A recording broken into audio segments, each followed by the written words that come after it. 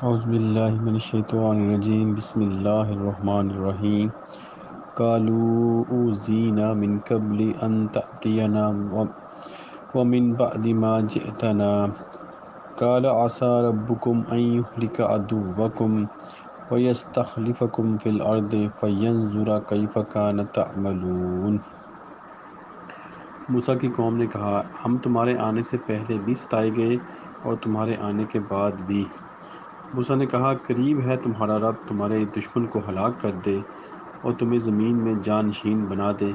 پھر وہ دیکھے کہ تم کیسے عمل کرتے ہو۔ آج ہم نے سورۃ الاعراف کی آیت نمبر 129 کی تلاوت کی اور اس کا ترجمہ آپ نے سنا۔ اس سے پہلے 128 تک ہم پہنچ چکے تھے سورۃ الاعراف کی، جہاں پہ ہم نے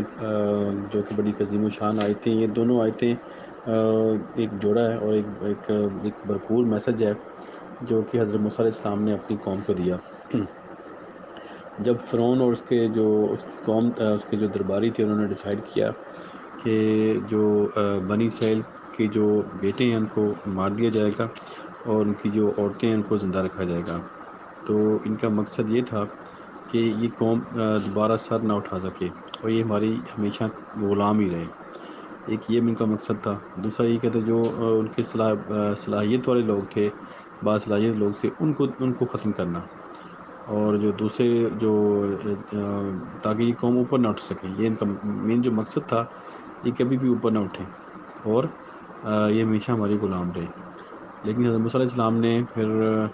اپنی قوم کو جو خطاب کیا، جو 128 آیت میں ہم نے پڑھا کہ انہوں نے فرمایا کہ تم اللہ تعالیٰ سے مدد مانگو اور صبر سے کام لو، اور جو زمین اللہ تعالیٰ کی ہے اور اللہ تعالیٰ جس کو چاہتا ہے اس کا وارث بنا دیتا ہے،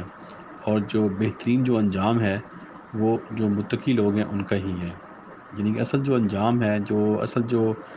مقام ہے، اصل جو مقام ہے، اصل جو کہہ لیں جو صلہ ہے جو ہمیشہ کے لیے، وہ متقی لوگوں کے لیے ہے جو اللہ تعالیٰ کا تقویٰ اختیار کرتے ہیں اور جو اللہ تعالیٰ کی حدود کو اس کو کراس نہیں کرتے، ان کا جو انجام ہے وہ اچھا ہے۔ اور اس کے بعد آیت نمبر 29 میں موسیٰ کی قوم نے پھر آگے سے انہوں نے پھر آرگومنٹ کیے، اور انہوں نے بجائے حضرت موسیٰ کی علیہ السلام کی بات کو انڈورس کرتے اور اس کے بعد وہ آگے اس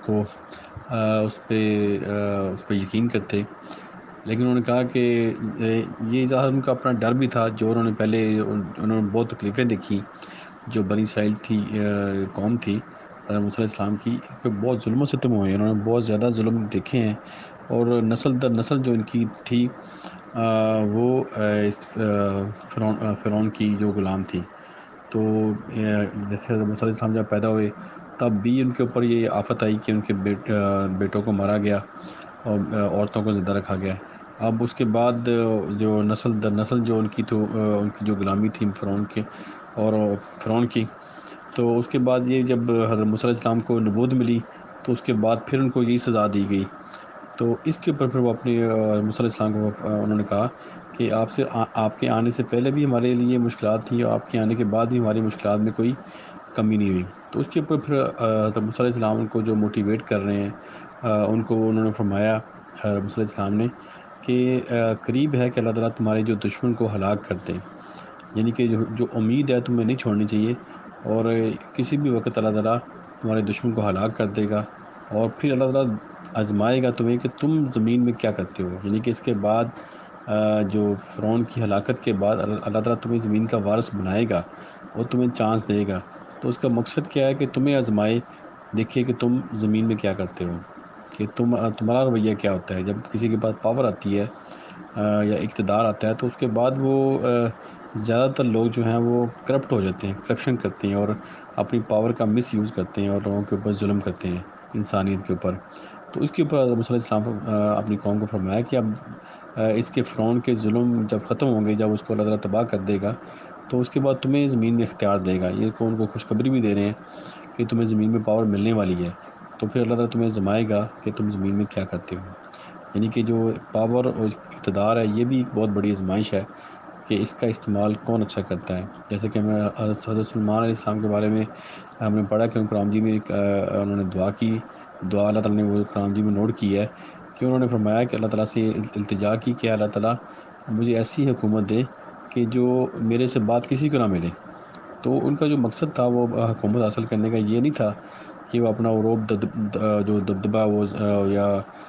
اپنی خوشی کے لیے انہوں نے ایسا کیا نہیں، انہوں نے جو یہ پاور مانگی تھی وہ زمین میں انصاف کے لیے مانگی تھی، اور ان کے پاس پاور تھی لیکن کرپشن نہیں تھی۔ انہوں نے بہت ایک احسن اور بہترین طریقے سے جو اپنی حکومت کو چلایا تھا، جو ایسی حکومت بعد میں کسی کو نہیں ملی جو ان کو ملی تھی۔ تو اسی طرح جو پاور ہے، یہ جو حکومت ہے، جو سلطنت ہے، یا جو بھی انسان کے پاس اختیارات ہیں، یہ ایک آزمائش ہوتی ہے، اور اس آزمائش سے ہمیں اچھے طریقے سے گزرنا چاہیے اور انصاف سے کام لینا چاہیے۔ اور دعا ہے اللہ تعالیٰ سے ہمیں کہ اللہ تعالیٰ اگر ہمیں ایسا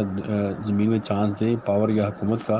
تو اس کو اچھے طریقے سے ہم اس کو استعمال سکیں اور انسانیت کی فلاح کے لیے اس کو استعمال کریں۔ اللہ تعالیٰ سے دعا ہے کہ جو بھی دنیا میں کوئی بھی پریشان ہے، اللہ تعالیٰ اس کی پریشانی دور کرے، اور جو بیمار ہے اللہ تعالیٰ ان کو شفا دے، اور جو فوت ہو چکے ہیں اللہ تعالیٰ ان کی مغفرت کرے۔ آمین۔ صدق اللہ العظیم۔ جزاک اللہ خیر۔